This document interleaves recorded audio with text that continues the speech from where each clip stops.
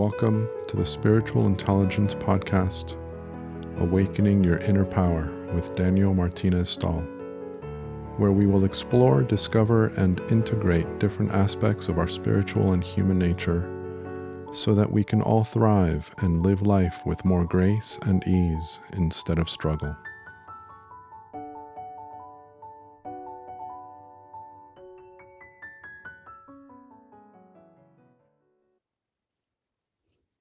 So, welcome to the Spiritual Intelligence Podcast once again.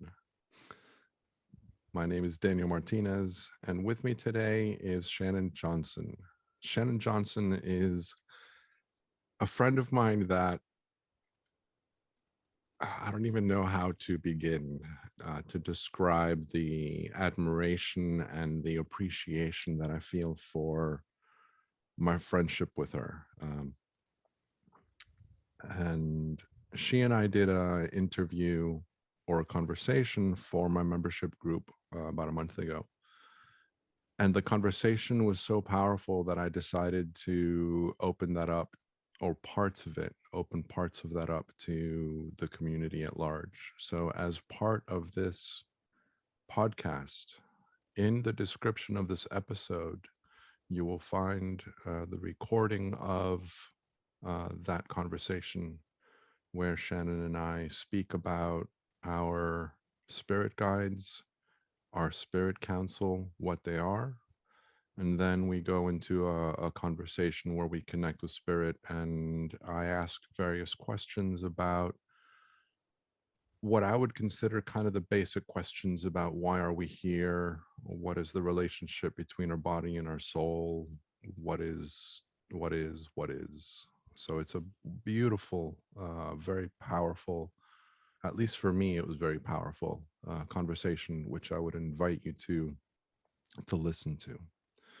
So having said that, Shannon Johnson, welcome.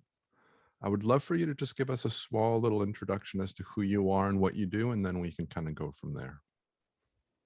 Thanks for having me today, Daniel. I appreciate it. I am a metaphysical facilitator.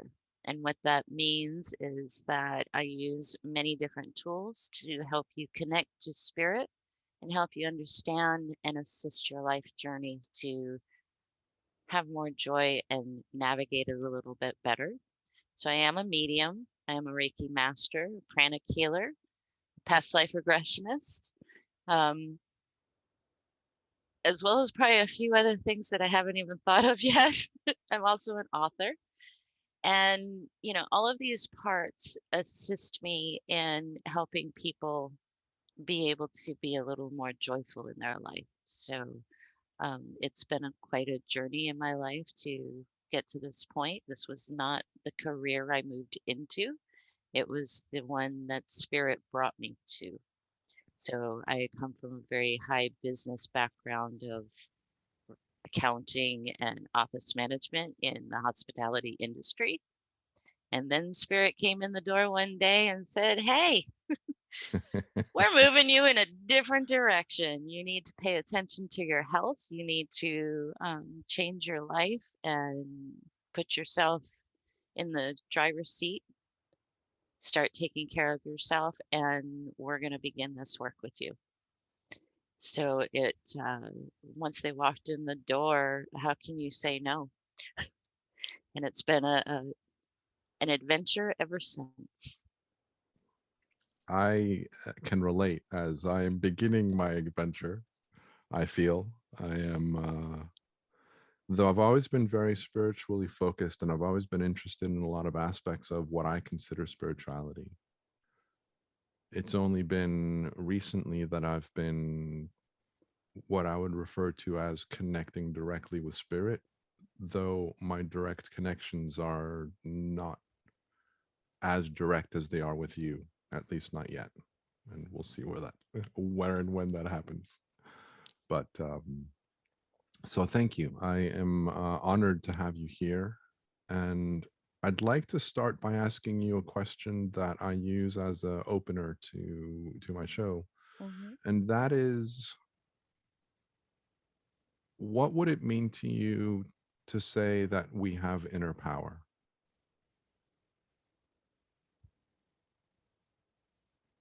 What does it mean to me? It means we have choice in everything, how we interact, how we respond, how we look at the world, how the world affects us. It all comes down to the choices that we have. And that to me is a very powerful position to be in. When we realize that life isn't happening to us, that we are the participant and co-creator in it, to me, that ends up bringing a power back inside that we learn as we grow up. We lose that portion of our identity. And when we can rediscover that part, we become very powerful in who we are, because then we're not letting life happen. We're actually participating in it and making choices in how we create in it as well. So I like that. That ends up being a very powerful place to be in, and really brings that inner power that I'm not just existing in the world. I'm actually, I have a, a part in the script that's important, you know? Yeah, that's lovely. I love that. And I would love to get you to speak a little bit more about what you mean by we're the co-creators. And this is important for me because, as you know, and as the listeners know, a big part of my influence in my spiritual understanding comes from a three principles description of life. Mhm. And within that description, a big part of what we talk about is that our experience is created from the inside out. It is created through us by the spiritual energy of life. It is a transient experience. And it is because of our thought, and thought at a higher level thought, Mhm. not just the thinking that we have in our personal mind, but the power and energy of thought that makes it possible for us to interact and to interpret and to experience, that we cannot experience without it. And what it ends up turning into is an understanding around the fact that we are creating our experience, and our experience is being created through us, not at us. So I would love for you to speak more about that from your experience in your language. Yeah, I say co-creator because I'm one of many on the planet. So everybody is a creator. So we are all co-hosts. We're all co-creators together. My choices also impact everyone that I'm connected to, and the chain continues out in the waters, right? It's the pebble in the pond that creates the ripple out. So my choices and my creation that I'm doing also impacts everybody else around me, including the energy of creation. So if we look at the universal life force as a co-creator in the process as well. So we made some life plans. We looked at some soul contracts when before we came in our little meat suit, and said, "Hey, I want to experience some of these things, and I want to meet up with some of you guys." But once you're in the human experience, we have our amnesia sets in around the age 6, 7 years old, and we forget what the plan is. But it's still in the ethers, it's still within the energy, but it's also, we have free will of choice in how we navigate the course once we're here. So the choices in my creation of my life, they are the creator. They are my co-creations to connect with other people. And I may decide to make a left-hand turn instead of that right-hand turn that's going to introduce me to someone that I set up prior to coming here. But that doesn't mean just because I took the left And now I'm not going to line up with that intersection for that person because I'm co-creating. It just means that intersection is going to have to move in a different way because my co-creator is also making choices. They're also co-creating. And so eventually those intersections are going to find their ways. They just may come in a different way in a different time than what we originally thought could happen, right? Because what we put out is what is going to end up being the form, the creative form. Does that make sense how I put Yeah, it that? does. It does. I love the Yeah. idea So it of, doesn't mean that the things you want to be in, that meaty stuff, doesn't mean that it's not going to happen. It's just that we're making choices that are going to influence our creation. So every choice influences the directions and the pathways of how we get to there. hmm. But the end result, no matter what direction you take, is always going to be perfect in what it is. So there's a couple things that I want to touch on that. First of all, I Mhm. love the idea of our destiny being, or fate being, a more probable path as opposed to being something that's fixed in stone. That's my personal belief, is that there is a fate involved and there is a destiny involved, but that it isn't as fixed as I once thought, or as I think society thinks of fate and destiny, as being one exact thing. I think that I love the idea of it being a more probable future, the most possible direction that is likely to happen. But then, because of our choices that we make, and because of fluctuations of other elements involved, other variables, that aspect of our experience shifts. And like you say, it'll shift in a way that's appropriate for what has happened. Mhm. And if something is fated to happen, it will find a way of making it back into our lives and into our path and into our journey. It'll just come in, like you say, in a different way than what was originally planned. And I love that flexibility of perceiving fate and destiny and purpose and direction. So I love that.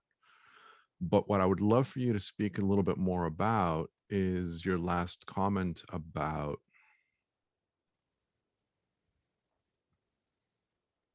and I just lost it. So we're not going to go in that direction, apparently. That just got taken out of my mind.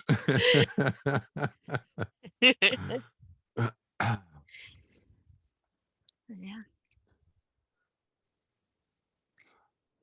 So let me ask you about your journey a little bit more.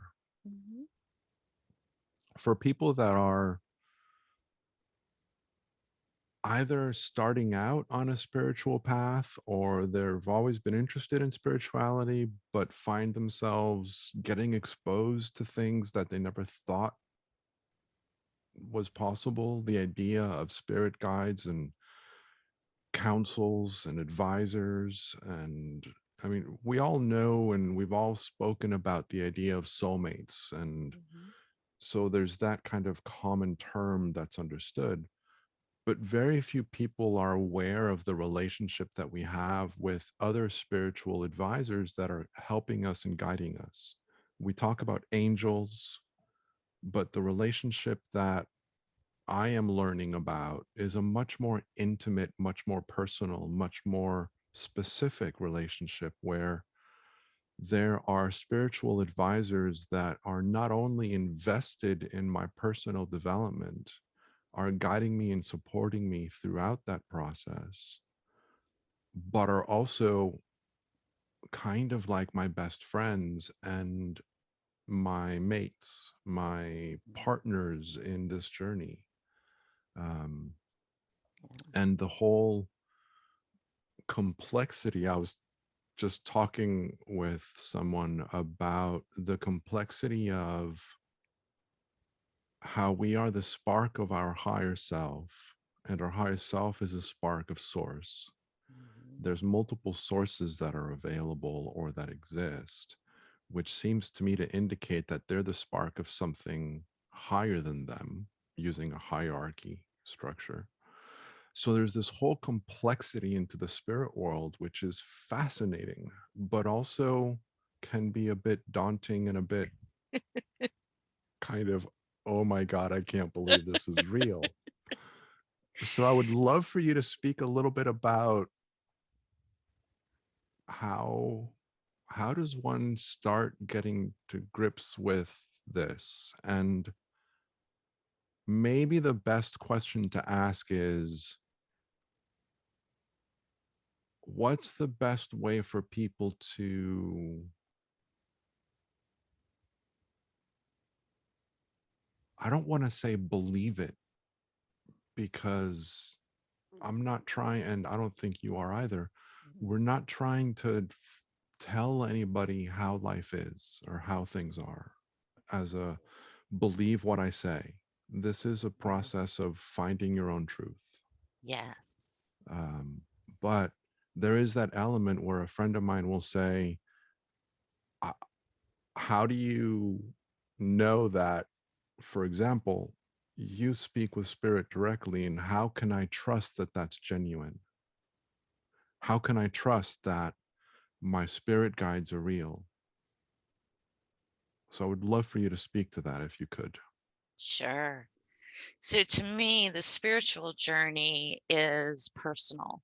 Okay. When we look at religions, right, you usually have someone who is taking information that has been documented or written by other people, their observations, their interpretations, and then you're sitting and you're reading it, you're interpreting it for yourself.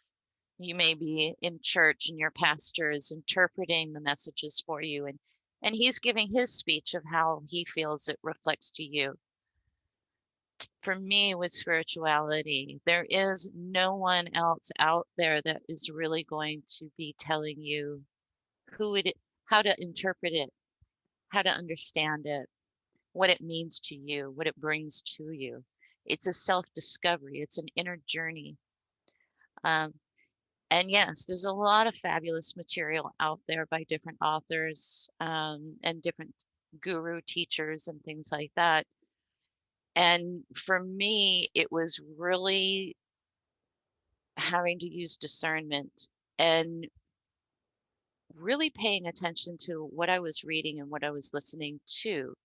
So when it resonates, when you get that feeling in your body, in your a, a natural reaction to it, like goosebumps, like suddenly the hair is standing up on your arms when you're reading this material and you're going and you're questioning at the same time, because of course the logical human brain wants to categorize and it needs to make things in sense.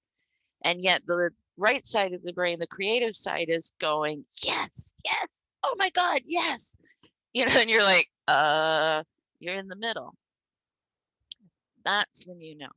That's when it feels like, hey, you know what? This is saying something to me that feels right. I don't need to know that it's exactly right. But when it feels like this is talking to a part of me I've never noticed before, something sitting up and saying, wow, listen, this feels good. This feels right. That is when you know, keep going with it. I was not raised in any kind of formal religions. Um, my parents were Catholic and they left the Catholic Church before I was born. Um, and my mother was very much a seeker. But she loved to read, so she would have a lot of different books, and I would ask questions. I was, as a child, I was very curious about things. And for me, when it didn't make sense in the way it was being explained to me, I would have to just leave it alone. I would have a lot of premonitions as well back then. So when I started looking for material, seeking that little bit after I became a mom in my 20s, um, I had no clue yet about really how the whole thing worked, right? But I went to a meditation class with my mom, and it was held at a bookstore. And they were like, all the books are on sale. I love to read. I went to the shelves and there was this one book. I didn't even read the back cover. It just stood out to me. Like, hey, you should buy me. This is like back in 98, spirituality was not in the topics of the world yet. And this book stood out and said, hey, buy me. I'm like, okay, I'm gonna buy this book. I showed it to my mom. I'm like, look, this looks kind of cool. It was called Journey of Souls by Michael Newton.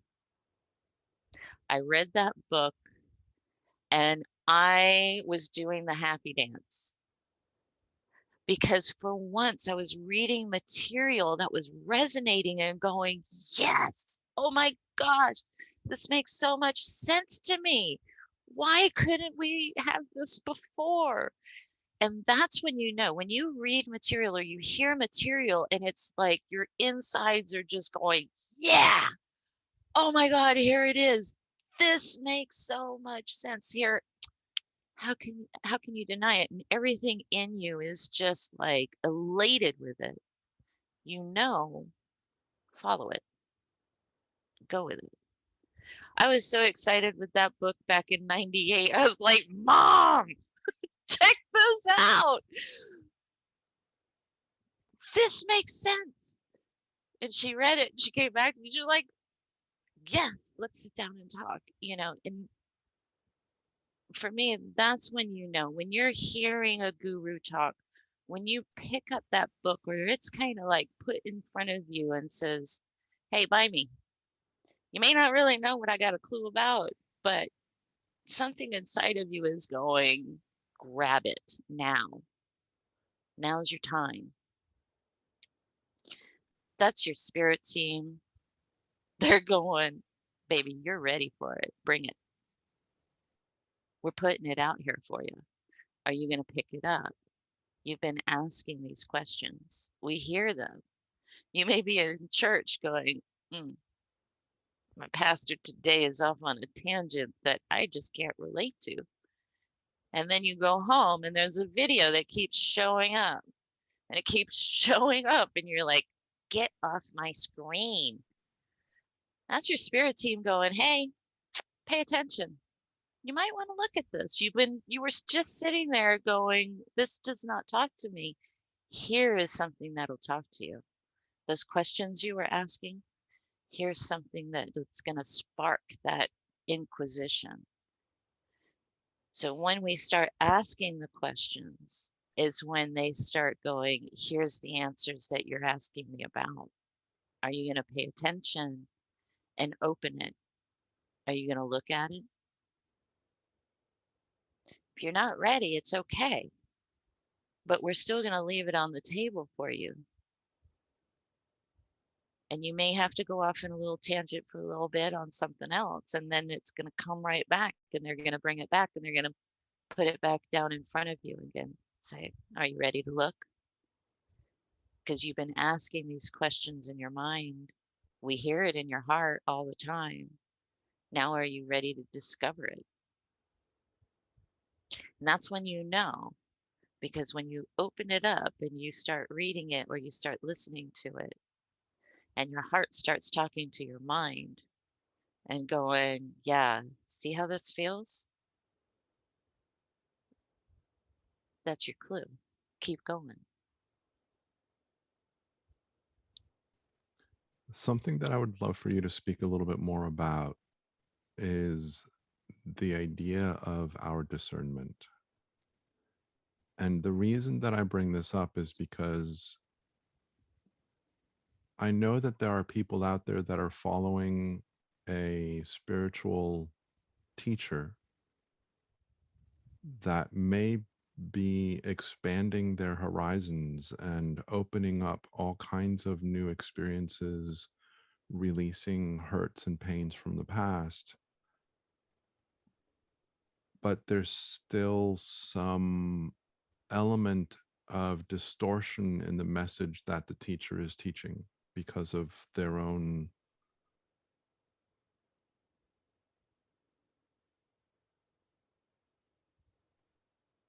because of where they are and what they haven't yet seen. Um, and I'm trying to be very tactful here because I want to respect everybody's journey. And we are all on our path, and we are all on, like you say, wherever we are is perfect. Mhm. Whatever we're doing is perfect for that moment, for that experience. And our particular journey might take us into the path of a spiritual teacher that is great in many ways, but then has these issues that just aren't quite aligned with truth. Well, but see, the word truth right there is a little part of the equation because everyone has their own perception of truth based on the kaleidoscope of their experiences. So there's truth that has its own frequency and resonance. And then there's every other person's version of truth because their truth is true to them based on their experiences and the kaleidoscope that they're using to view from. So to me, discernment is one of the most fabulous tools that we as a human have available to us. And really, it's that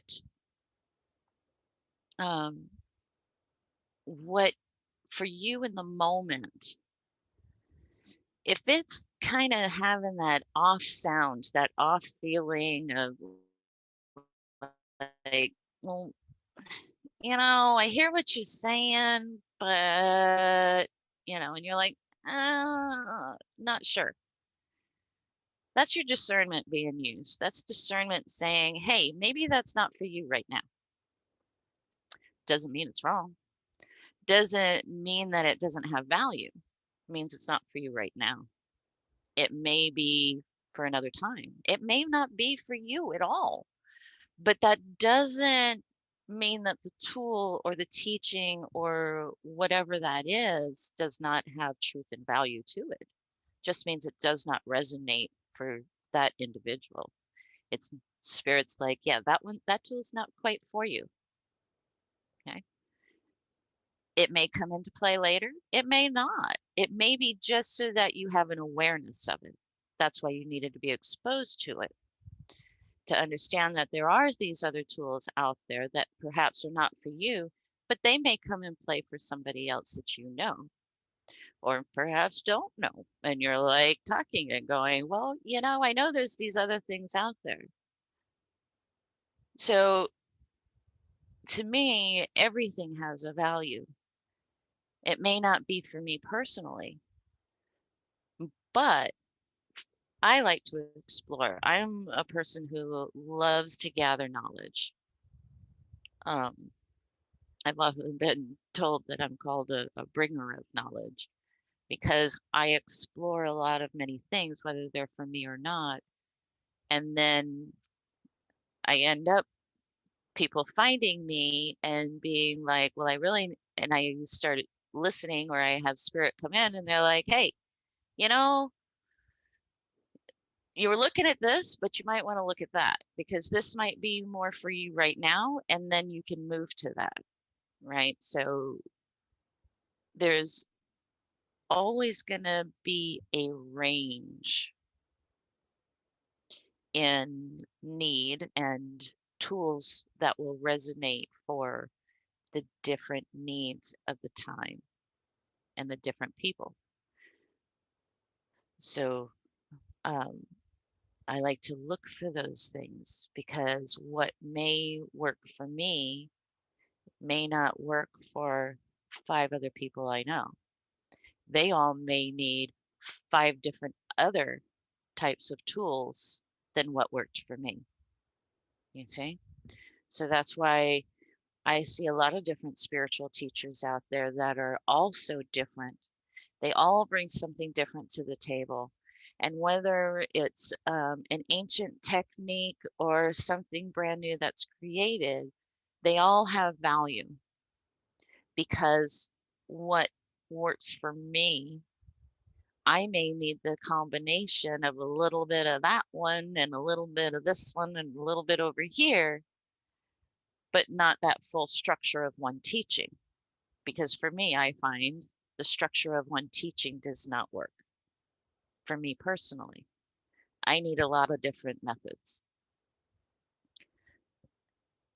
And in current times, the way our um, humanity is moving and what has come into play, there are more and more of us that are needing a very unique, eclectic way of discovering ourselves, of healing, of exploring our spiritual journeys.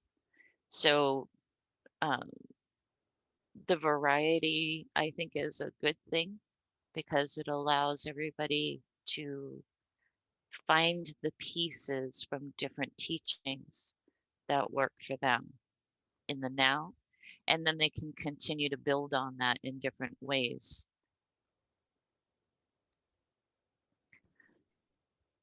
That kind of makes sense on how that, Yeah, it makes yeah. perfect sense.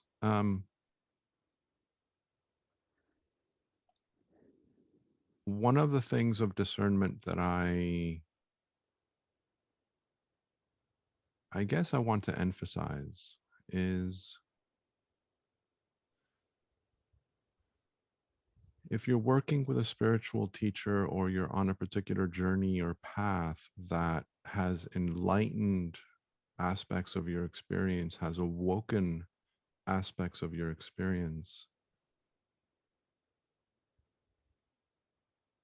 but if there's a subset of that teaching that doesn't feel right,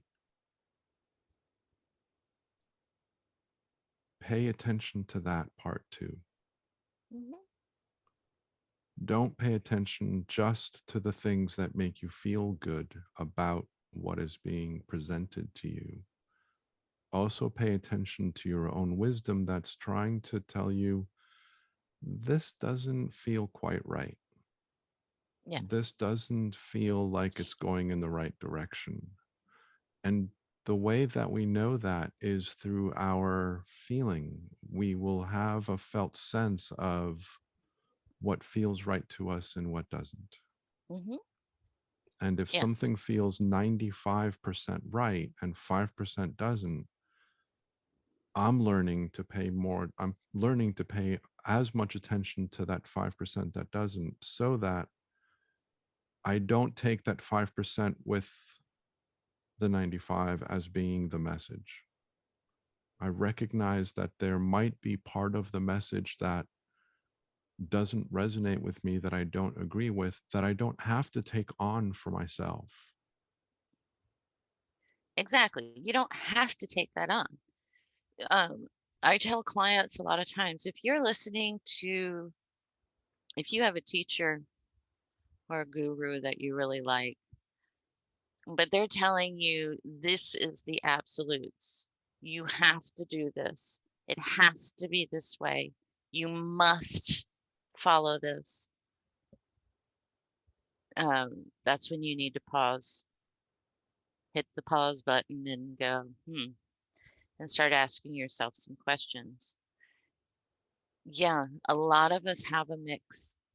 And I find that the mix is really valuable right now because we have a very large mix of souls on the planet. We have a lot of them that don't usually come to Earth right now.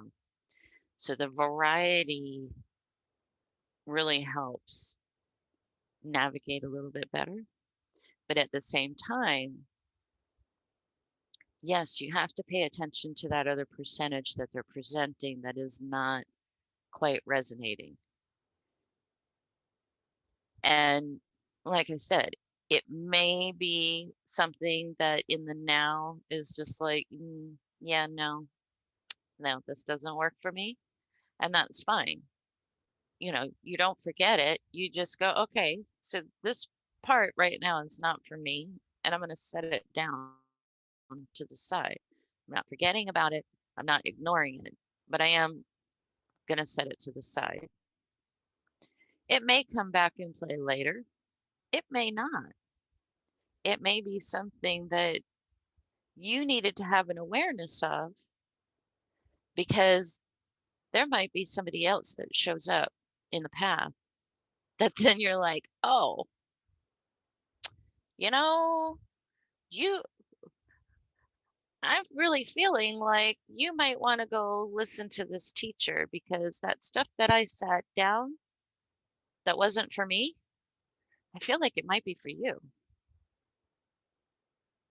I've had that happen many, many times. I love to network with other teachers, other gurus, other spiritual adventurers, from the beginner to the well advanced, um, because what one brings to the table may not be for me in the now, but it might be for somebody else that I end up connecting with. And I've had it happen many times in reading sessions or other conversations that all of a sudden spirit's like throwing somebody's name in front of my face or their image and keeps going, hello, this person, remember this person, the person you're talking to, share that, get it out of your mouth, tell them about them. We want them to move towards this help. You're the person that can connect it. They may not have discovered that teacher or that book or that video or podcast or whatever if you don't voice it. You're getting moved to talk about it for a reason. So here again, spirit loves to help us help others as well. So it may be brought to your table and you're kind of like, I don't know what to do with this. Or, okay, a good part of this I like, it works for me, and part of this doesn't. So I'm going to set it aside. But eventually, there's usually going to be someone that's showing up in your life that spirit's going to be like, hey, remember that? You needed to learn about that so that you can tell this person. That's why you needed to know about it. So it was never really yours. It was you were the carrier to bring it forward for somebody else and hand it off.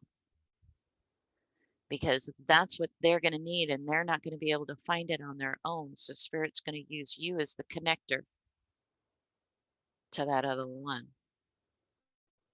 And I've had it happen for years, not just in spiritual teachings. I've had it happen with people, just people. Like I meet people all the time, and it's like, oh, you're so nice. Nice to meet you. We have nothing in common. We may only barely know each other, and then here 2-3 years later, I meet somebody else, and they're like, all of a sudden, I'm getting tapped on the shoulder from spirit, going, hey,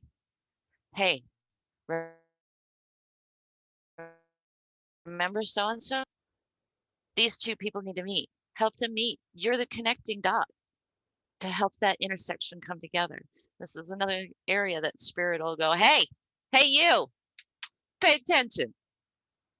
See that feeling you're getting up your back? This is why. And you're suddenly hearing your old friend's name, and you're like, what the hell has that person got to do with this person? And don't question it. Be like, hey, I got this friend. You might want to meet my friend. I'm not setting you up. But for some reason, I feel like you guys might be able to connect. There's something there that might be able to help you. And you make the introduction and then you step back and let spirit do its thing. It's incredible to watch and end up realizing that, oh, that was why I had to go and attend that class because I needed to meet these people. I had no idea. I mean, it's not like we were besties, but here I am sitting 5 years later and spirit's going, yeah, remember those people?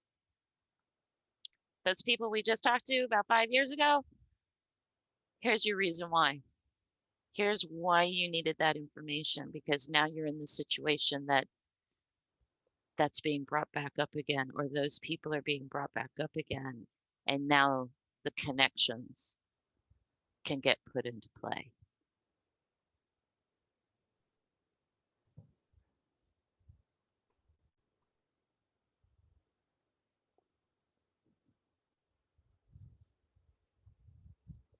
There's a side shoot of that that I would like to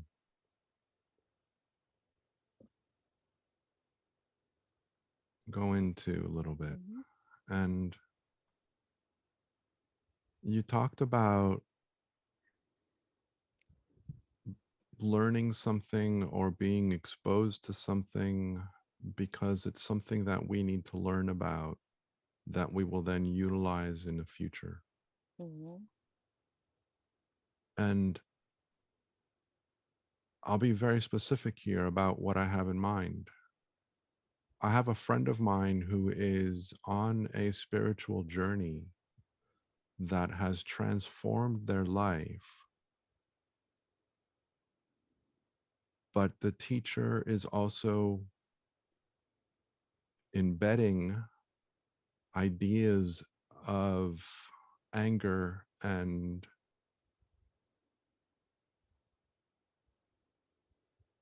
frustration and destruction towards societies and communities and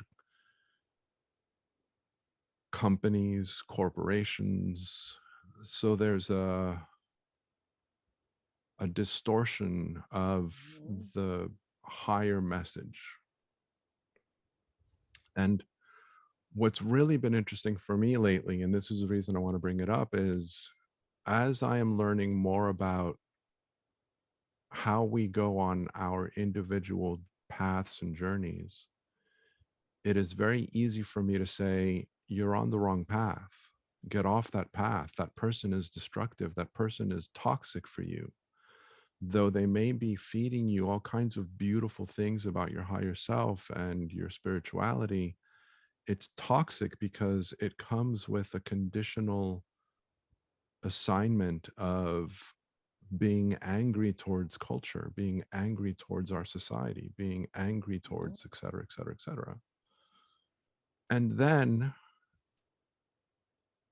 I am learning more and more that we are put on these paths because we need to experience that for some reason or another. And it is not my place to say it's toxic, get out.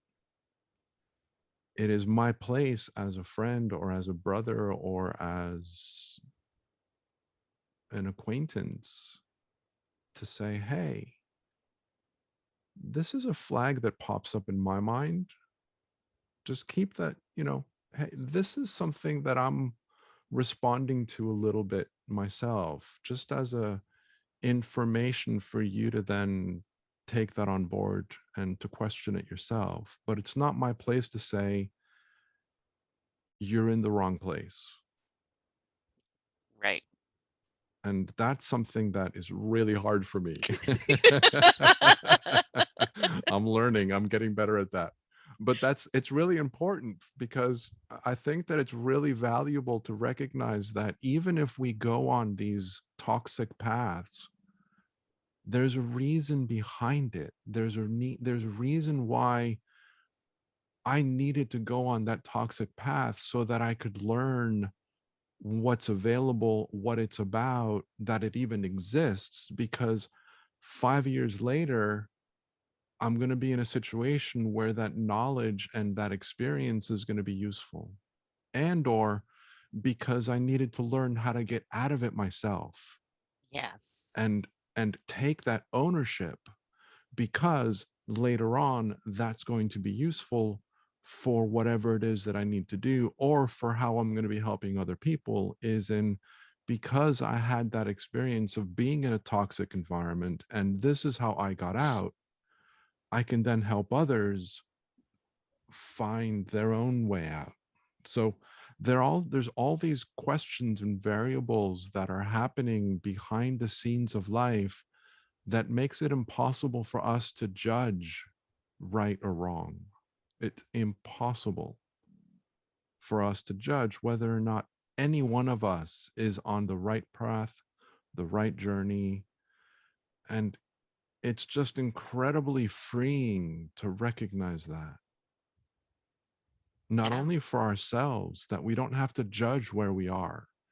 We don't have to judge and criticize and kick ourselves for making wrong choices and for making wrong decisions. It's about a learning process. It's about a learning journey. It's about the experience of that. And that there's some value that is completely beyond our awareness. There's some value of that that's going to come into play, or that has already come into play, that we're not recognizing. Hmm. So I just wanted to kind of Yeah. bring that up. And spirit, they're always like, there is no wrong path. There is no wrong direction. There is no wrong way to do it. It's all in the adventure. It's all in the experiences. It's all in the perception of how you're seeing it. Because for them, it's about the experience. It's about the emotional journey. It's about the exploration. It's about what it brought to the table that we wouldn't have found before. We as humans, we judge it. We look at it as good, bad, evil, perfect.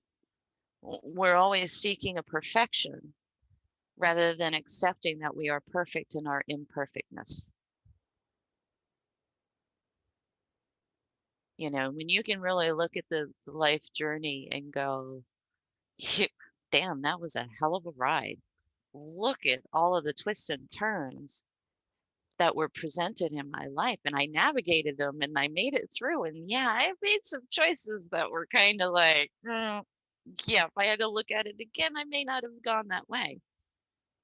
But you went that way on purpose. You made that choice.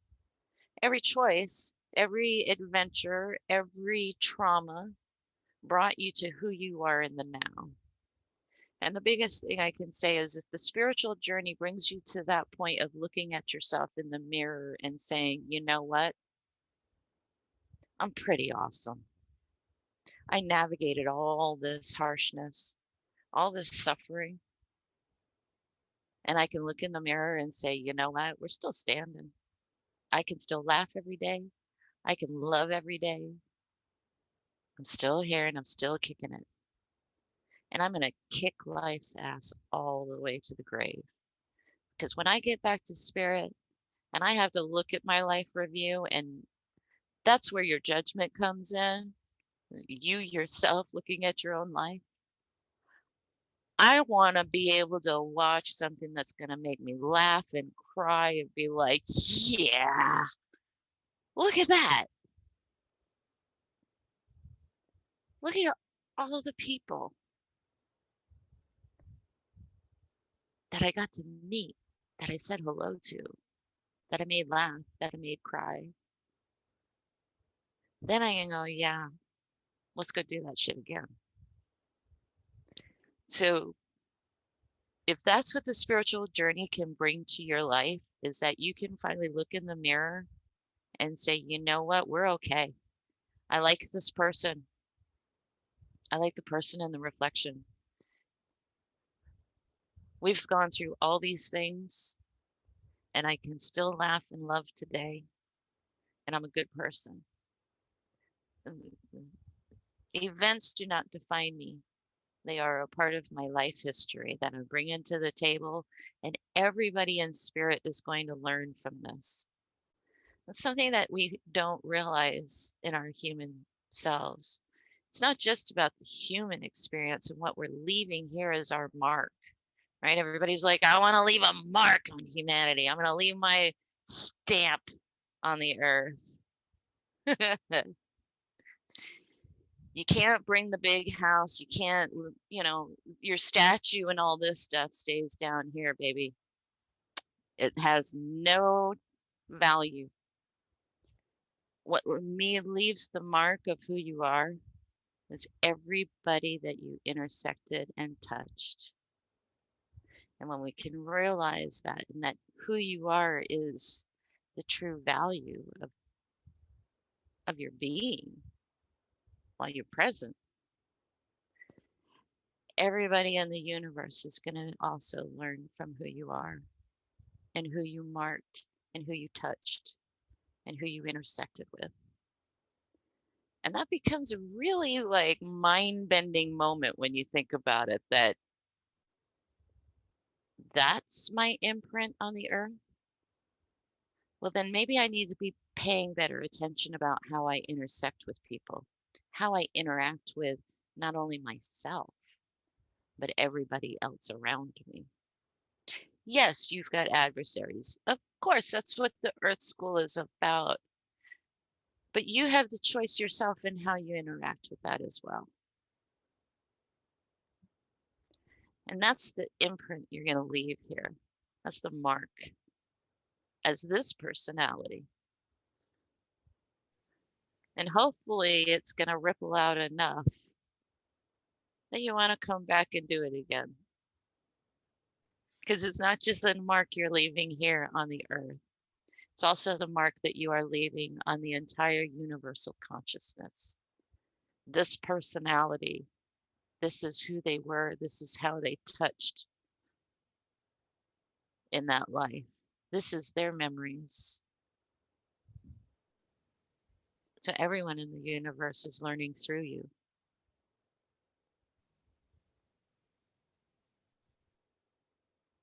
I think that that's a very powerful thing to recognize and to even contemplate. And something that I wanted to highlight in something you said about looking in the mirror. Mm-hmm. This journey that we're on is an inward journey, and it is a Mm-hmm. personal journey, and something that uh, has already been mentioned a couple times in past episodes within the podcast, but I think it's relevant to bring up again, is that our learnings come from within ourselves. Our learnings come from our insights, from our experience, not what some other teacher tells you. The insights and the learnings come from within you, from what resonates in you, from what awakens in you. The teacher might have helped you look in the right direction. And what somebody says, have it be myself or Shannon or anybody else, might have helped you to recognize something new. But it's not what we say that's relevant. It's not the power that we have that's relevant. The power comes from within you. That's where the relevance is. Mm-hmm. And that's something that I continue learning more and more. It's just coming across me so strongly recently that I wanted to reiterate that this is an individual, internally generated experience of life. Yes. And our learnings come from that same direction as well. Our Mm-hmm. insights, our understanding, it all comes from what we already know within ourselves that is awakened where amnesia is stripped away, where however you want to describe it, but we are the ones that have the knowledge already, and it's just being exposed. Yes. Yes. It's just a remembering, Yeah. you know.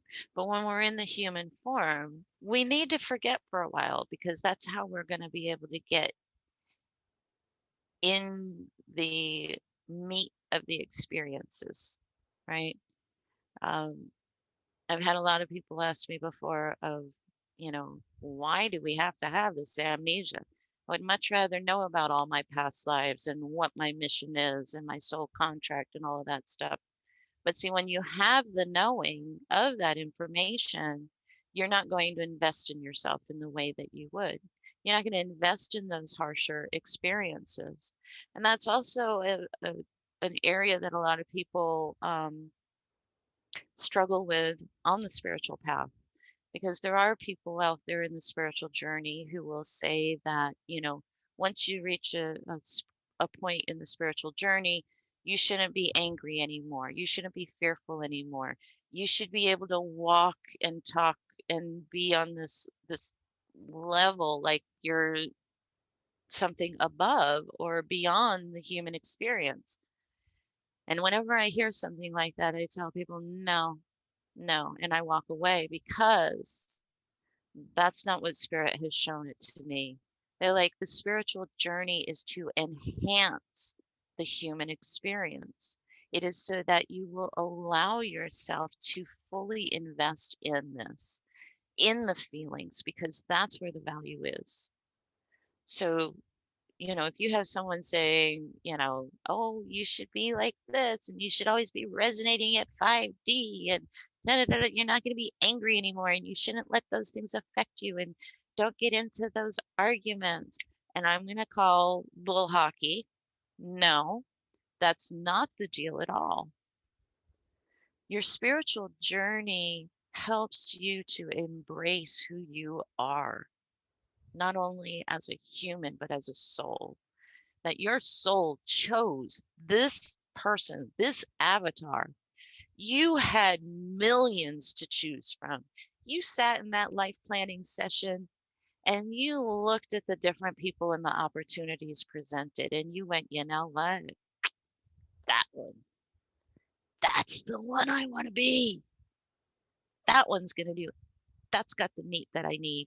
That's got the builds, the shape, the family, the genealogy, the ancestral lineage, all that meat,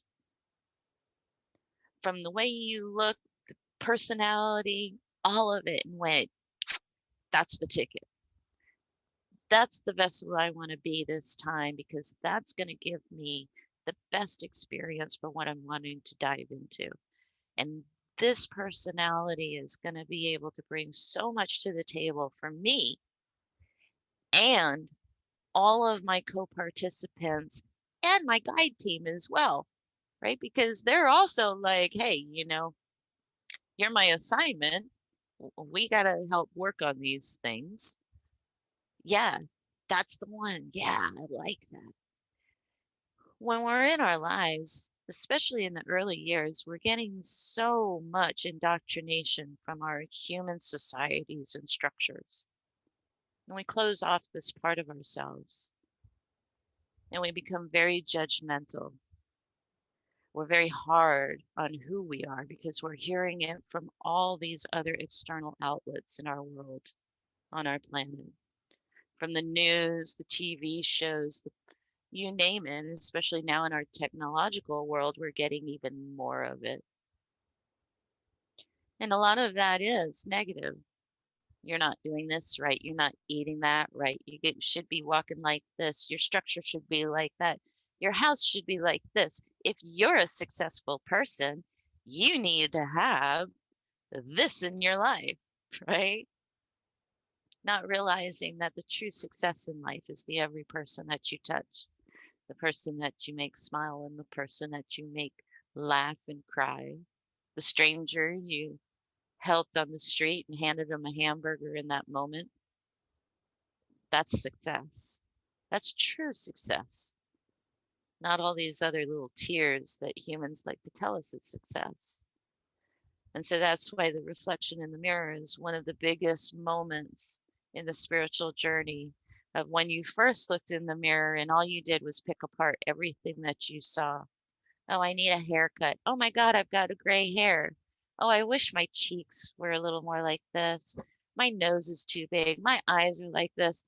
My boobs are too big. Blah, blah, blah. And we're dissecting the image because we have this external world showing us that if you want to be perfect, if you want to be accepted, this is the outer screen that you need to meet. And the whole time, Spirit's going, hello, look in the mirror, because this is the perfection that you chose. That is not real. This is real. So when Spirit goes, look in the mirror, it's so that you can begin to see that you are more than what you perceive yourself to be. And that inward journey begins the true essence of healing and taking off the labels that life or loved ones or interactions have given you. Because as humans, we like to label and categorize. And that's where we end up seeing ourselves as bad, needing to be fixed. This is wrong with you. And we take those as the answers for our choices, for our actions, for the reaction of what's coming into our lives. Because what we're reflecting out from inside is nothing but an unhappiness with everything that's in the reflection. So that spiritual journey bringing you within is so that you can see that everything that you are looking at internally is what is reflecting out externally. And it is also what is being drawn to you energetically. That same stuff that you see inside of you is what keeps reappearing in your life. So when you begin that inner journey and going, you know what? Yeah, this is my connection to my creator. It's not external from me. It's right here inside. That's how I get there. And when I begin to see that the creator, and I am the co-creator of this, I am the spark.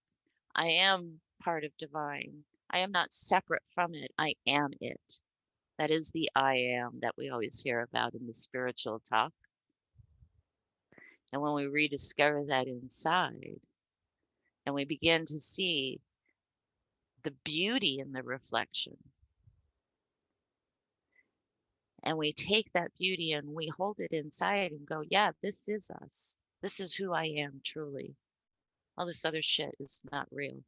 These labels, these markers of my traumas, of my suffering, of who others define me as are not real. And you begin to strip them off and go, no, they are part of my experiences, but they do not define who I am. This inside defines who I am. This is me. And this is what I am bringing out. And this is what I am showing into the world. The whole game changes. Everything in the reflection begins to change. And everything that begins meeting you in the world begins to change as well, because that energy, your inner power of embracing all of your insanity inside, is now shining, and it's bright and it's brilliant and it's beautiful in its imperfections. And it allows the world to come and meet you in that space. That to me is such a gift that the spiritual journey can bring you. When you realize that moment that your soul said, yeah, that's who's going to rock it for me. And then you begin to see it differently. And you go, you know what? Hey, I'm still rocking it. I'm still here. Now I need to pay better attention to how I use this power within me and how I ripple out into the rest of the world from here forward, because I now realize I am creating this. I am helping others through my own creation. And I am perfect exactly as I am. All the scars and everything else, they are a part of the beauty of the painting that I am as a person. And this imprint, this beauty with all of its messy, messy stuff inside, when I go home to spirit and the Akash takes this information in, how many other people am I going to be helping at that point? It is infinite. It is beyond time and space. So not only am I impacting the now, not only impacting the earth, my family, my animals, all my little interactions here as a human being, I have an impact on infinite reality, infinite knowledge, infinite experience for all souls to draw upon. And it also is kind of a little overwhelming when you realize that too, because then you kind of go, oh, uh, um, maybe I need to be a little more attentive when I'm making some of my decisions or when I'm being judgmental of others, right? Now you kind of go, oh, I'm judgmenting something very harshly. And we're going to pause and look at it. Where before in your life, you would have just been like running right over it like a train. Yeah, that's trash. Brrr. Not for me. Brrr. I'm going to keep charging through. So I'm aware of the time, and we've gone a little bit longer than an hour. Um, I normally ask people to share something to end the conversation with. So I'm going to open that up to you, but I'm also going to be a little bit selfish. Okay.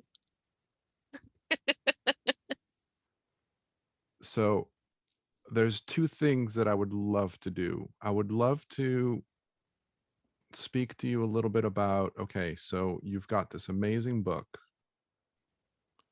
which I repeatedly reference within my own conversations and within my own understanding of our experience here on Earth,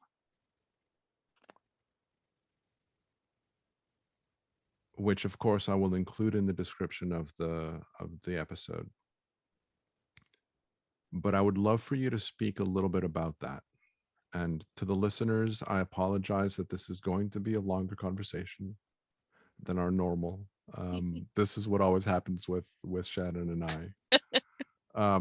And I would love for us to finish with, if there is a message from spirit that is wanting to get out.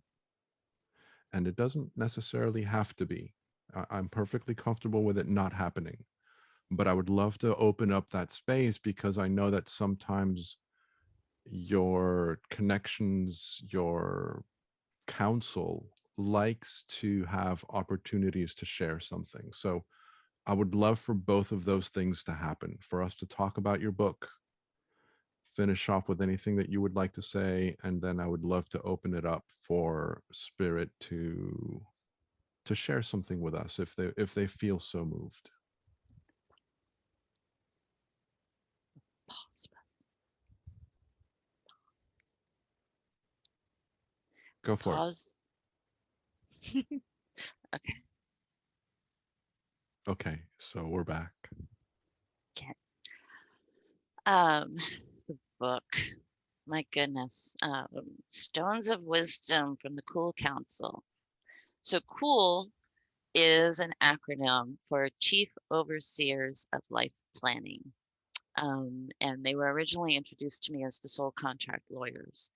And because humans have such problems with lawyers and the name and the term of lawyers, we had asked them about using something different, and they adopted the Cool Council as a fun acronym to describe them. Um, but they're a group of 10 different beings that are all from different areas of the life planning process. 4 of them are called elders. They used one of the other members as their speaking post. Um, but the book was really to help people understand why they chose who they are, and that there's a lot of work that goes in to life planning and making these choices of why we incarnated, why our soul chose who we are. Why did we choose Earth right now? What's going on the planet that is seems to be so important? Why do we feel like we have this rushed timeline going on? What's happened on Earth before, and where do they see Earth going in the future? As well. They wanted to be able to bring this information forward. They said it's time. It's time for humans to begin to see beyond their humanity, and that they're a the like we spoke about earlier, the importance of accepting who you are and why you chose you, all the way into how you are your life plan is not just about you, it's about you and your community and your family, and all the way up to the big global stage, that every person has an impact, an imprint in how this all goes forward. There's also a part 2 of the book, which is about healers and healing. And they wanted this brought forward because they wanted us to realize that many of us incarnated have an attribute of healing available. This might be something that your soul is in depth studying at home, because we like to learn things and do things. But this has also been a chosen time of using this type of energy as a collective, from the individual to the collective, and how to help you heal you in the now, whether it's from life traumas, or spiritual confusion, whatever it happens to be. But giving us tools of, okay, yeah, the Western doctor is not able to diagnose this.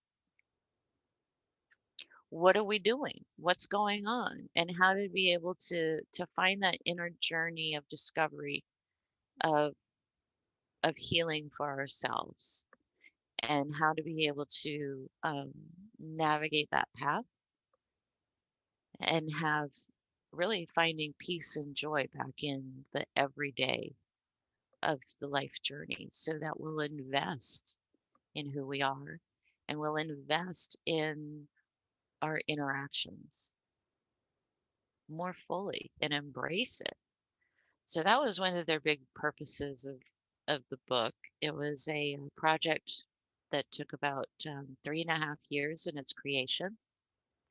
There were over 42 trans-channeling sessions that were done for this book.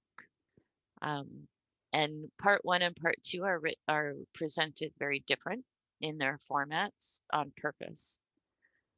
Part 1 is really about the life planning side of things. And so from all of the transcripts, it was put in play of each speaker that spoke about that particular topic. Their information was presented. And then the second part for the healer and healers were specific speaker and their full information interview, basically, in what they had to share and why. Why was this important to know right now? Perfect. Thank you. And again, it's a book that I cannot recommend strongly enough. And one of the things that I wanted to just emphasize in what you said is that as we heal ourselves, we're healing the planet. And the Yes. role and the relationship with that is something that we don't normally even think about or consider. That as we heal ourselves, we are healing the energy of the planet. And that is just profound to even consider. So thank you for that. You're Um, welcome. and is there anything that you would like to share to finish off? Mm. Um,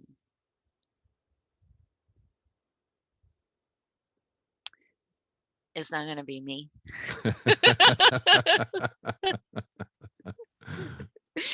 I gotta start talking, and they're like, "Whoop, nope, we're not doing that. You're gonna do this instead." So,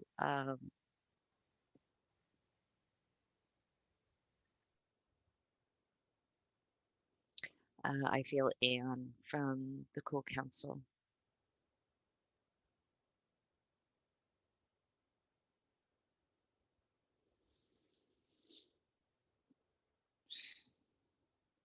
We're in this shift for a minute, so just bear with me because she's gonna actually take over. Take your time.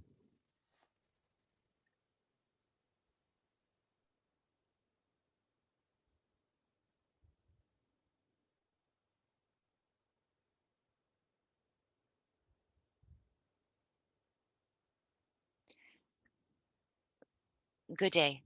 Good day. Thank you for receiving us today. We're very grateful that the information's been shared today. We're very excited moving forward in this time period of humanity. You all need to take a little break. You have a break coming, but we would like you to take a personal break. This means give yourself some self care, some treatments, beautiful treatments. Music needs to be returned into your life.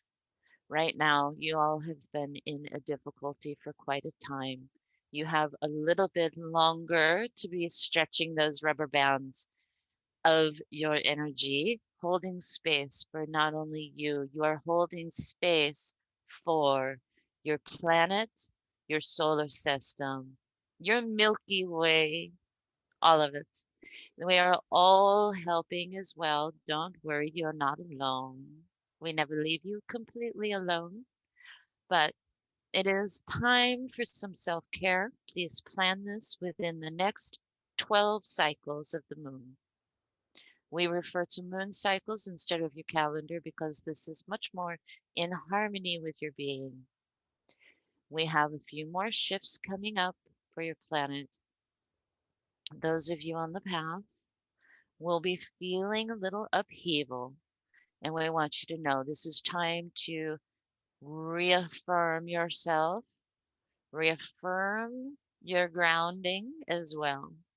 And this is going to assist you in holding space for larger groups of the community as your planet begins to further extend the energetic shift within itself to become reflective on the surface. We also ask that as you move into this time of self care, please assist the other beings on the planet as well during this. You can incorporate them in your meditations or however you feel to interact and use these intersections. But we ask that you not only focus on the humanity, we need you to focus on all of the living beings, especially your nature beings. These parts of the consciousness are doing larger amounts of energetic transformation than humans are able to do. You see, this is why they come in as collective energetic incarnations. They are able to master and hold larger spaces of transformation. You are ignoring this in your world right now. You are ignoring this. The spiritual journey is to help you recognize that element on the planet. And we ask you now, as those who hear our message, begin to bring this into a larger format. You, as well as an individual, can connect into this energy and begin to amplify its ability in its integrated web of energy. You see, you can use ley lines, you can use your trees, your flowers, your water as well as part of the integrative energy to amplify the process of transformation. Yes, you must begin to address some of the issues on the surface of the planet in order to sustain it and your societies. So we need balance to be back brought into play. Whatever you remove must be returned tenfold, you see, because that is the stage humanity has brought it to. So if you remove one tree, you need to replenish with 10 trees. Do you understand? This is how you will begin healing humanity and planet in a grander scale. But your footprint must soften. Humans need to soften the footprint of themselves so that the harmony can come back into play in all of its life forms, from planetary being to surface beings. This is a integral, difficult part of the path, and we understand that, but you are all so ready for it. It's it's like walking on a dirt path, and suddenly you're seeing that the flowers are blooming behind you when you look back. This is what we are talking about. This is how your energy is able to begin to bloom those flowers and planting those seeds. So please pay attention. Work on your inner healing. The inner path changes everything that is external from you. And this as well will begin to bring that harmony back into your life and all of the beings that you are connected to, planetary and off-world. It is a beautiful place when you begin to look at each other, look at your planet, look at your trees and your flowers from the heart space, not from the eyes that have been glossed over in the humanity dictations. You take those glasses off and allow your heart to see through the eyes, and you will begin to see more of how you, as an individual, are changing the world in every moment and every breath that you're here. We love you, and we love your planet, and we are here to be used and called upon to assist. But please understand, we cannot change it for you. That is not our place. This is why you chose to be in this place, in this now, in those bodies. And we love you for being the ones to take that on. And we will help where we can. But remember, you're the one executing the plan. And that's a very beautiful message. And thank you for joining us tonight or today. Thank you for having me. Would you be able to speak a little bit of this change that is happening? for those members of the conversation of this podcast that are maybe not aware of this global change that we are in the middle of. Could you speak to that a little bit? Yes. So your planet has gone through many different waves of changes of societies. You've had your matriarchal time. You've had your patriarchal time, which has been very long lasting. Currently, those of you on the planet volunteered to be here in this now to assist this change. So what we are talking of is shifting societies from patriarchal dictation into a balance and harmony of matriarchal and patriarchal in unison together, not opposition. Understand that every human is all three elements of energy.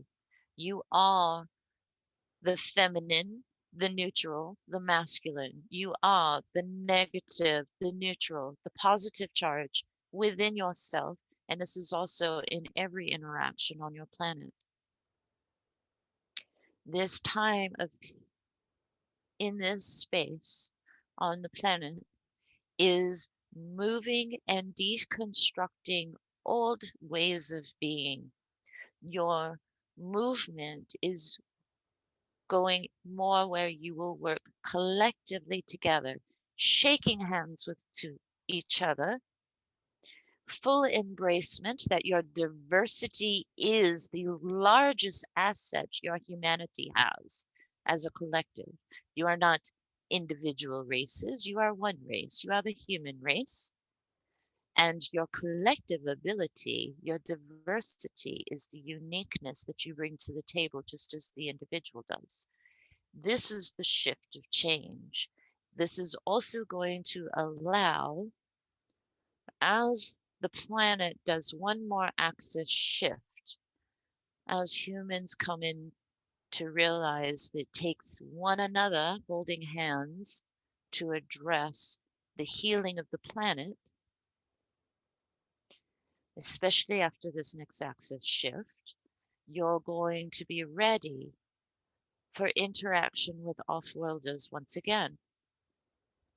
Off-worlders have always helped your human evolution and your planet's evolution. But it has been removed for many, many eons now to allow humanity to go back into its darkness. It needed to go back into infancy stages of exploration of human growth and evolution. And now you are at a new stage to be able to move back into a harmony balance, bringing it throughout all societies on the planet, bringing your natural elements back into a stasis that is maintainable.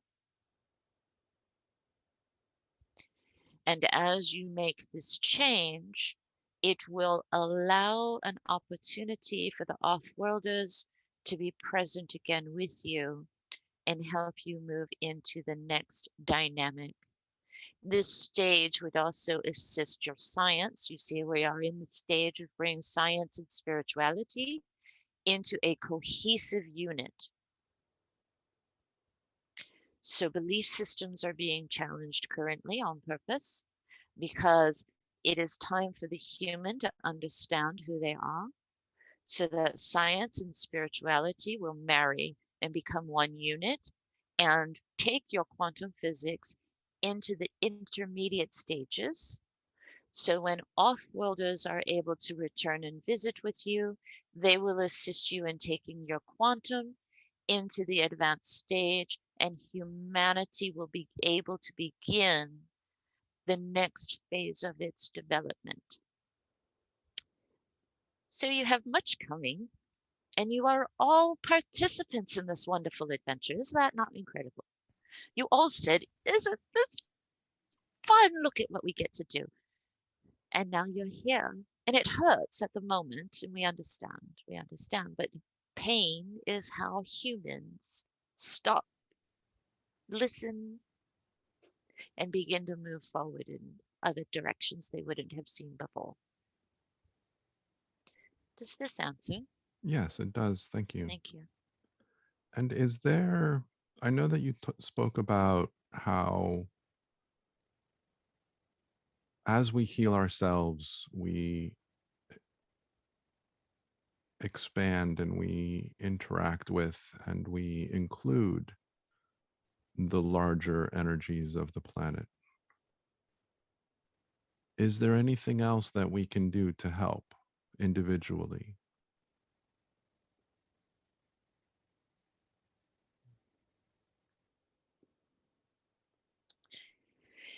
So, yes, when you begin the inner journey of healing yourself, that ripple is like a tidal wave in the energy.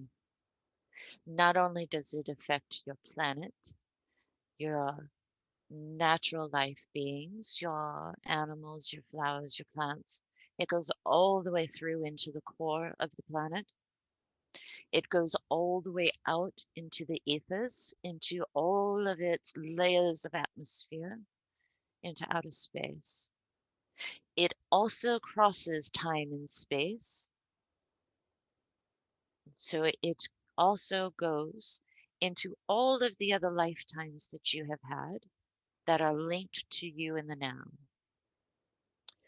It will heal loops and holes and gaps in those other beings, in those other timelines, in those other ethers. So it becomes an entire network of, if you, if you look at a window screen, it is not one thread that covers the window, correct? It is an entire web to create the screen. This is the same as far as the energy of healing that you in the individual is also within all of those layers, all the dimensions connected to those layers.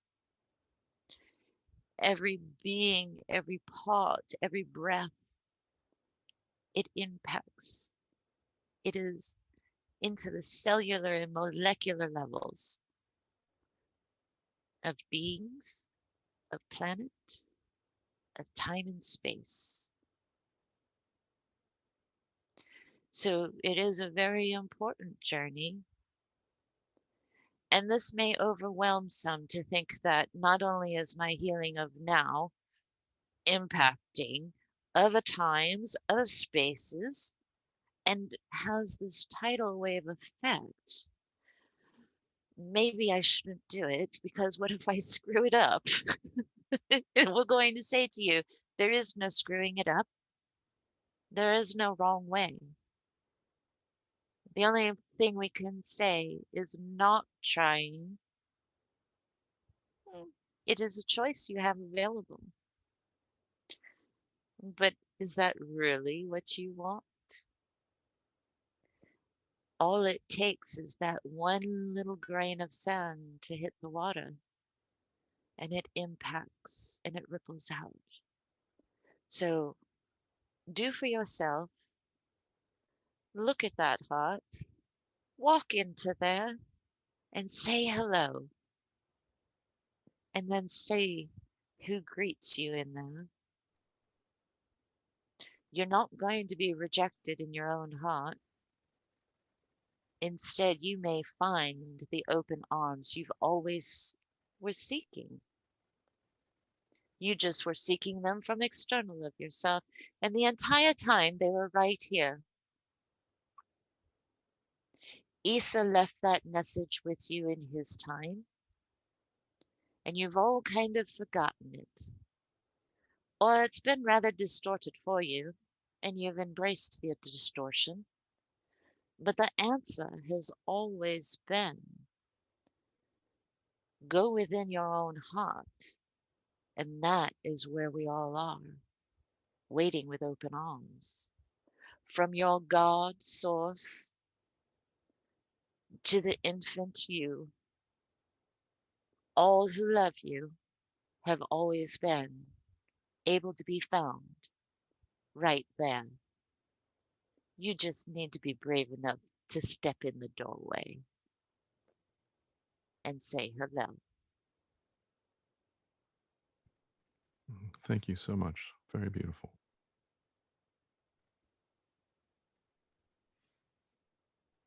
Is there anything else that you would like to share with us that you feel would be helpful? Mm.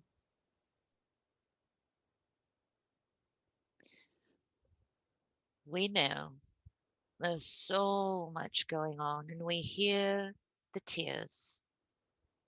We hear your tears, and we are here. We want you to know there's one little thing that you can do for yourself that brings us closer every time you need us. Your music and your laughter are the keys to always bringing us closer. You may get dark and you may get crying so hard and you feel so lost and alone in the moment. But when you put on the music and it begins to speak to you, does not matter if it is the sad song or if it is the dancing and enjoyment. It is the music that brings us close. And then you can allow us to bring more to the table for you. But these are your two keys to help you navigate every day when the heaviness feels too heavy to hold. It's okay to put it down, and it's okay to play. So put it down. Put something on that makes you laugh, or put on some music that makes you smile. This gives your soul a deep breath, and it allows you to put the heaviness aside. And then we can continue to move forward. We're with you. We love you. And keep walking with your head held up high, because you're rocking it, darlings. You're rocking it. Thank you. Thank you so much. Thank you. I was depart now. Very grateful. Honored to have spoken with you.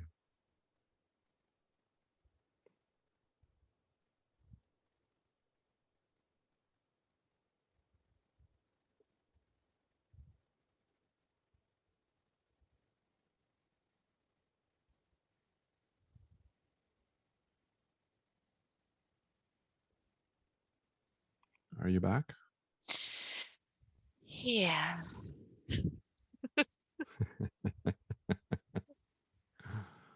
um.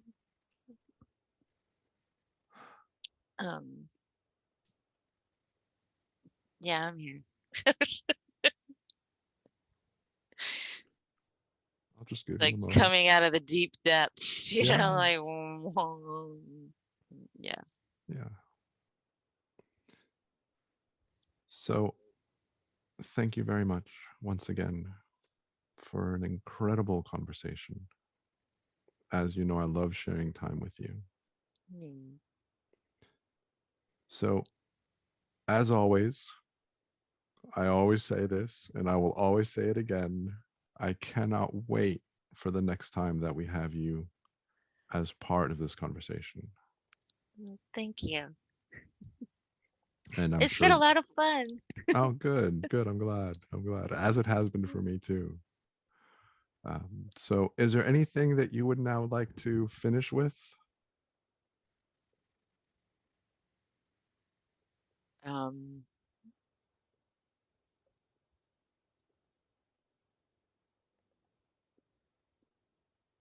uh, see, I disappear a little bit. It takes me a little bit of regrouping after they leave, Yeah. like to get my own head to think in a full sentence. I found it really fascinating that she started speaking with a British voice. Do you know anything about her history as to why it started coming through with a British accent?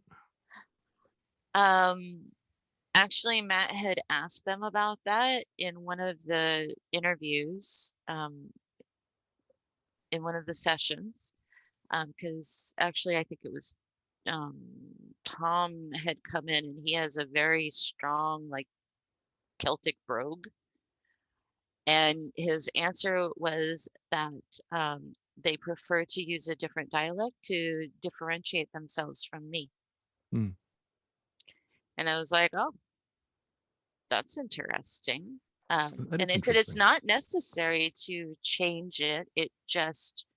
It represents a part of their personality they're trying to project into a human form Hmm. to connect. So I found that very interesting. Yes, they have all, you know, everyone on the council has incarnated. They just have stopped incarnating at their point. Hmm. Um, because of what work they do. They're much more like they've specialized in different areas, and so they work from that side of things, helping, and they do more life planning than just for Earth. They are in the Akash for overseeing all life plans. So it's very interesting sometimes to hear there is one Leilana. Leilana comes through um, very alien in form, Mhm. and her speech is very chopped, very, like somebody that only has about this much of English, so it's very direct, very set words. Yeah. Yeah. Yeah, but she Interesting. specializes more in other planetary incarnations, and so English and speaking for human to her is like, you know, like kind of not difficult, but they've explained it that it's like so foreign to have to use that tool Hmm. because she's much more very telepathic in her communication. That she found it very different. When I first started doing the trance channelings, it was kind of funny. Some talked very easily, and some it was like, how do I work this thing? Like somebody trying to use a new microphone. And I'd listen to the recordings and I was like, oh, who is that? That's not me. Yeah, yeah, but that's Anne uses a bit of an English accent, and um, I believe in one of the interviews she had told Matt that she had done many lifetimes in the UK and Scandinavian area a very long time ago when those land masses were actually so connected, and she really relates She to that personifies area. to that. Yeah, Yeah. No, it's really interesting. It was subtle, but it was there, and it came out sometimes more strongly than at other times. But so I was just curious. yeah. My Now, family found out it was quite interesting to come home on Friday afternoons when they knew I was had these sessions scheduled because they'd walk in the house and they'd be like, "Oh, that's not mom. That's not mom." All right, my husband would even be like, "Okay." They'd wave at Matt past as they passed the camera, that, hey, we're home, because they knew the rule was you don't touch me, don't talk to me, don't acknowledge what's happening because it can send my body into a shock. It's like jolting. yeah. And so they wouldn't, but they would get quite a giggle coming in, and I'd have like this deeper man voice coming out with like a brogue accent and everything else. And they're doing these hand motions and they're just like so lively and stuff. And then I'd finally be done and they'd come and find me and I'm like, Okay, hi. Yeah, fascinating stuff. Fascinating stuff. So now that you're a little bit more into your own skin again, Yeah. is there anything that you would like to finish with?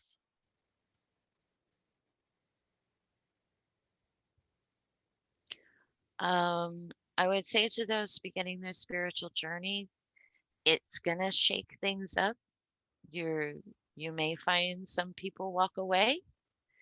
You may find yourself walking away from some people, and sometimes it feels really lonely and isolating. Understand that that's part of the deal so that you look inside and you can become whole in who you are, and it'll change how you interact with the other people again, because now you're going to come into it being so much more happy in yourself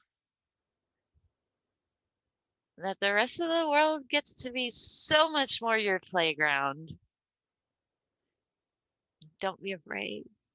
Don't be afraid. Beautiful. Beautiful. Thank you. You're Thank welcome. you so much for, again, honoring us with your experience, your knowledge, your connections, and just your presence. Oh, thank you. So I look forward to the next time that we talk. Me too. Okay. Bye bye. Bye.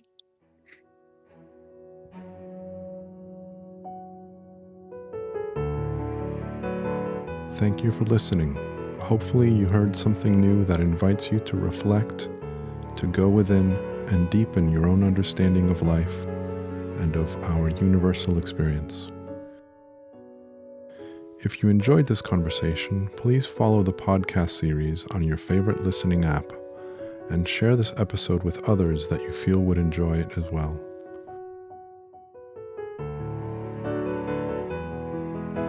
Until next time, may we all soar with inspiration, explore with passion, and live with love.